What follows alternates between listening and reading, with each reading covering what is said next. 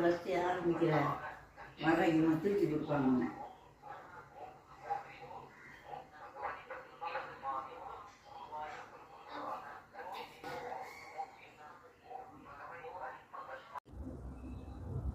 உலக ஆன்மீக பக்த கோடிகளுக்கு எனது நன்றி கலந்த வணக்கத்தை தெரிவித்துள்ளேன்.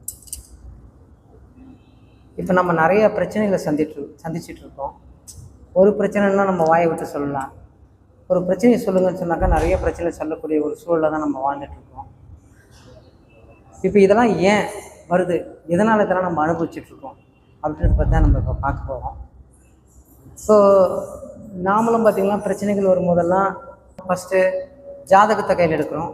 கிரகங்களால் பிரச்சனையோ, கிரகங்கள் தான் நம்மளுக்கு பிரச்சனையோ, சனி 7 நாட்டு சனியா, இல்லை ராகுவால் பிரச்சனையா, இல்லை ராகு தோஷம், செவ்வாய் தோஷம், நம்ம ஏதோ ஒரு கிரகத்தால் பிரச்சனைன்னு தான் நம்ம ஓடிட்டுருக்கோம்.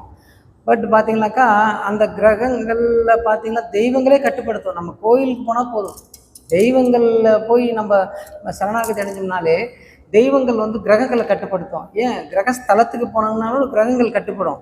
அப்போது கிரகங்களால் நம்மளுக்கு பிரச்சனைகள் அதிகமாக தொல்லைகள் இல்லை, பிரச்சனைகள் இல்லை. அப்போ எதனால் பிரச்சனை, ஏன் நம்ம இவ்வளோ பிரச்சனைகளை சந்திச்சிட்ருக்கோம், எதுக்காக இவ்வளோ கஷ்டங்களை அனுபவிச்சுட்ருக்கோம், போய் சாமிக்கிட்ட போய் சண்டை போடுறோம். ஏன் எனக்கு இவ்வளோ கஷ்டம், நான் என்ன பாவம் பண்ணேன், யாருக்கு என்ன துரோகம் பண்ணேன், யாருக்கு என்ன கஷ்டம் கொடுத்தேன், எனக்கே இவ்வளோ பிரச்சனை அப்படின்னு கேட்குறோம். சாமிக்கு கண் இருக்குதா இல்லையான்னு கேட்குறோம். சில நேரங்களில் தெய்வமே இருக்குதா இல்லையான்னு கேட்குறோம். ஏன்னு கேட்டிங்கன்னா நம்ம பிரச்சனைகள் அந்த மாதிரி அதிகமாக அழுத்தும் போது நம்ம எதுக்காக வாழ்கிறோம், சில நேரங்களில் போய் நம்ம எதனா பண்ணிக்கலாமா, போய் சேர்ந்துடலாமா அப்படின்னு யோசிக்கிறோம். ஆனால் இதையெல்லாம் தாண்டி இந்த பிரச்சனைகள் எதனால் வருது அப்படின்னு கேட்டிங்கன்னாக்கா தெய்வத்தோட கோபத்துக்கும் சாபத்துக்கும் ஆளாகி இறந்த துஷ்ட சக்திகள், துராத்மாக்கள் சொல்லுவாங்க. அந்த மாதிரி துஷ்ட சக்திகளால் வர பிரச்சனைகளில் தான் நம்ம மாட்டி தவிச்சிட்ருக்கோம். நம்ம ஒவ்வொரு குடும்பமும் அதில் தான் சிக்கி தவிச்சிட்ருக்குது.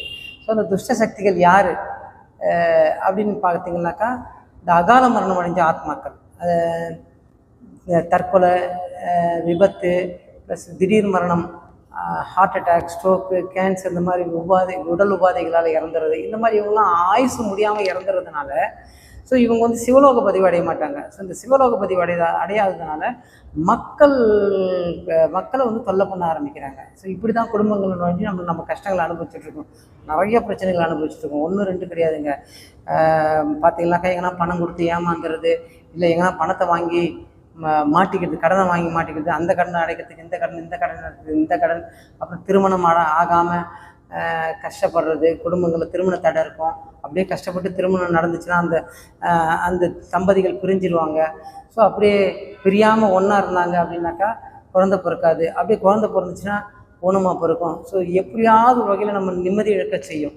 ஏதாவது ஒரு வகையில் நம்மளை பார்த்து நிம்மதியாக சாப்பிட முடியாது, நிம்மதியாக தூங்கவும் முடியாது. ஸோ எத்தனையோ 1000 கோடி வச்சுங்கிறவங்க கூட இன்றைக்கி நிம்மதி இல்லைன்றாங்க. ஏதோ ஒரு நடிகர் சொல்கிறார், பெரிய நடிகர் சொல்கிறாரு, நான் எத்தனையோ 1000 கோடி சம்பாரிச்சேன், நான் என் பொண்ணு வந்து பிரிஞ்சிடுச்சு, நிம்மதியாக வாழலை அப்படின்னு சொல்கிறாரு.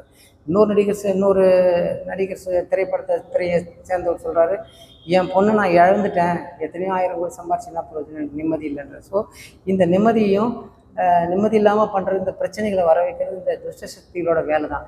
இதெல்லாம் அப்போ தெய்வங்கள் சரிப்படுத்தாதான்னா கண்டிப்பாக நிச்சயமாக வந்து பார்த்திங்கன்னா தெய்வங்களால் ஓரளவுக்கு தான் பண்ண முடியும். அதனால தான் தெய்வங்கள், சித்தர்கள், மகான்கள், யோகிகள், ஞானிகள், முனிவர்கள், ரிஷிகள் நிறைய வேறு விதமாக ஆன்மீக பெரியவர்களை படைத்தாங்க. நம்ம கண்ணுக்கு தெரிஞ்சு பார்த்திங்கனாக்கா ஷீரடி சாய்பாபா வந்தார்.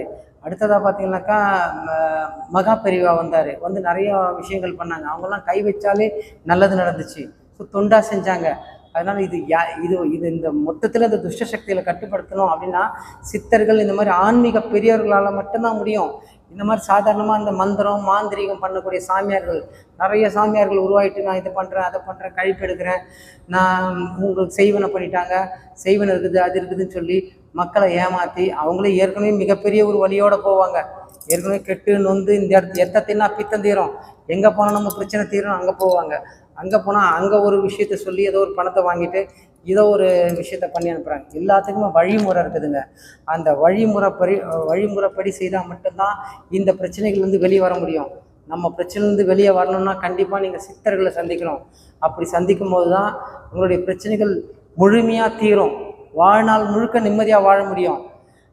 சாகிற வரைக்கும், அந்த மண்ணுக்குள்ளே போகிற வரைக்கும் நமக்கு பிரச்சனைகள் இல்லாமல் வாழணும், நம்ம தலைமுறைகள் நல்லா இருக்கணும் அப்படின்னு நினச்சிங்கன்னா நிச்சயமாக சித்தர்களை போய் நாடுங்க.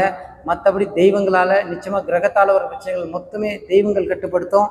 ஸோ மற்றபடி இந்த மாதிரி துஷ்ட சக்திகள், துராத்மாக்கள், இந்த மாதிரி நெகட்டிவ்னு சொல்லக்கூடிய இந்த விஷயங்களை கட்டுப்படுத்தணும்னா நிச்சயமாக நீங்கள் சித்தர்களை சந்திச்சு தான் ஆகணும். இந்த இடத்துல பார்த்தீங்கன்னாக்கா வாராகிக்காக 186 யாகம் நடத்தியிருக்கோம். வாராகி யாகம் என்னது கர்மா குறைக்கிறதுக்காக. இந்த யாகங்களில் கலந்துக்கும் போது நிச்சயமாக ஒவ்வொரு யாகத்துலையும் கலந்து நம்மளுடைய கர்மா குறையும். நம்மலாம் பாவப்பட்ட ஜென்மம், பாவம் பண்ணதுனால தான் அந்த ஜென்மம் எடுத்திருக்கோம். ஸோ இந்த ஜென்மத்தில் நாம் வந்து பார்த்திங்கனாக்கா அந்த கர்மா அதிகமாக பிரச்சனைகள் அதிகமாகும். ஸோ அதையும் நம்ம ஒரு பக்கம் குறைக்கணும். அதுக்காக தான் இந்த வாராகி அம்மாவே நமக்கு வந்து கொடுத்த உத்தரவின் பேரில் இந்த வாராகியாக நடத்திட்டுருக்கோம். நம்ம நிறைய இடங்களில் சொல்லிகிட்ருக்கோம், உலக நாடுகள், உலகமே நம்மளை திரும்பி பார்க்க போகுது, உலக நாடுகள் நம்மளை நோக்கி வரப்போகுது அப்படின்னு சொல்லிட்டு அதுக்கு நிறைய காரணங்கள் இருக்குது. ஸோ இந்த வாராகி வந்து கலியுக வாராகியாக உலகம் ஃபுல்லாக வளம் வர போகிறாங்க. மொத்த சக்தியும் ஒத்த சக்தியாக நின்று ஆள போகிறாங்க. ஸோ அழிவுகள் அதிகமாக வரும். அப்போ உலக நாடுகளில் நிறைய அழிவுகள் நடக்கும். அப்படி அழிவுகள் வந்து நடக்கும்போது நம்ம இடத்துல அழிவுகள் குறையும். அப்படி குறையும் போது எல்லாரும் நம்ம நோக்கி என்ன நடக்குதுன்னும் போது நம்ம நடத்துகிற யாகங்களோட மகிமை தான், அதோட பலன் தான்றது தெரிய ஆரம்பிக்கும். ஸோ அப்போ எல்லா நாட்டிலையும் நம்மளை அழைப்பாங்க. காஞ்சி மகா பெரியவா எப்படி காஞ்சி காமாட்சி, மதுரை மீனாட்சி, கொல்லூர் மூகாம்பிகைன்னு சொல்லிட்டு அங்கங்கே பிரதிஷ்டை பண்ணாரோ தெய்வங்களை, அந்த மாதிரி உலக நாடுகள் முழுக்க நம்மளை வந்து பிரதிஷ்டை பண்ணுறதுக்காக, வாராகியை பிரதிஷ்டை பண்ணுறதுக்காக கூப்பிடுவாங்க. ஸோ இது வந்து மிகப்பெரிய ஆன்மீக புரட்சியாக மாறப்போகுது. இதுதான் நம்ம இந்துக்களின் எழுச்சியாக இருக்க போது. வாங்க வந்து எல்லாருடைய பிரச்சனையும் தீருங்க. இந்த இடத்துல கிட்டத்தட்ட எத்தனையோ 1000 குடும்பங்களுடைய பிரச்சனைகளை தீர்த்திருக்கிறோம். ஸோ வந்து உங்களுடைய பிரச்சனைகளை நீங்கள் தீர்த்துக்கலாம். இந்த மாதிரி எதாவது ஒரு இடத்துல நிச்சயமாக நம்ம வந்து போய் தெய்வத்துக்கிட்ட போய் வலியும் வேதனையும் அனுபவிக்கிறோம். அந்த வலிக்கு மருந்தாக தான் தெய்வங்கள் ஒரு வழியை காட்டுவாங்க. இது போல் மிக சிறந்த முறையில் நிறைய சித்தர்கள், மகான்கள் இருப்பாங்க. அவங்கள போய் சந்திங்க. அப்படி சந்திக்க முடியலன்னா இங்கே வந்து பாருங்கள், சந்தித்து ஆசீர்வாதம் வாங்கிட்டு போங்க. உங்களுடைய எல்லா பிரச்சனையும் தீர்த்து வைக்கப்படும். நன்றி, வணக்கம்.